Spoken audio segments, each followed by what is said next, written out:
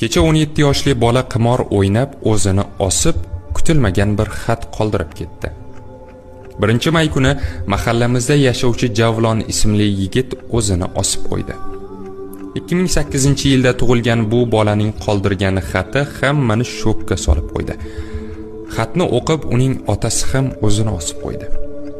Bolaning onasi xatni ochib o'qiganida unda shunday so'zlar yozilgan ekan: Ona, kechiring. Sizni azobga soldim. Dada, kechiring. Siz istagandek o'g'il bo'la olmadim. Dada, nega meni o'zimning hayotimda yashashga qo'ymadingiz? Nega doim kimlargadir o'xshashimni istadingiz? Siz doim pul haqida o'ylaysiz. Meni yaxshi ko'rmaysiz. Men pul topish uchun qimor o'ynadim. Siz doimo menga o'rnak qilib keladigan Murod akaning o'g'liga o'xshab, telefon orqali ko'p pul topmoqchi edim. Afsuski, bor pulimizni yo'qotdim. Buni bilib qolsangiz, yana minnat qilasiz, yana ustimdan kulasiz.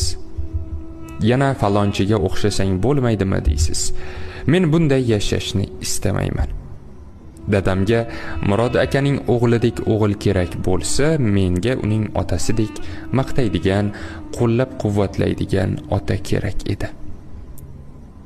Mening o'limim tasodif emas.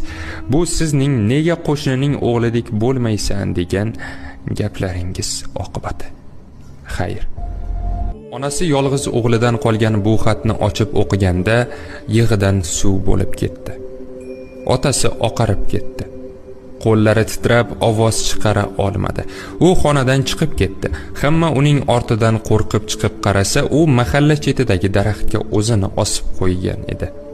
Qo'lida esa kichik qog'oz.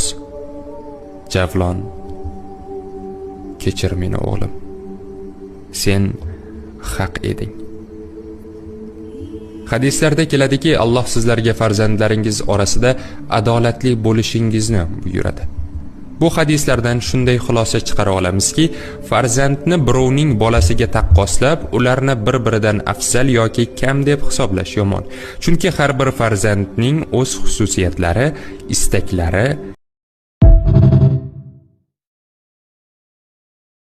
Kecha 17 yoshli bola qimor o'ynab o'zini osib, kutilmagan bir xat qoldirib ketdi.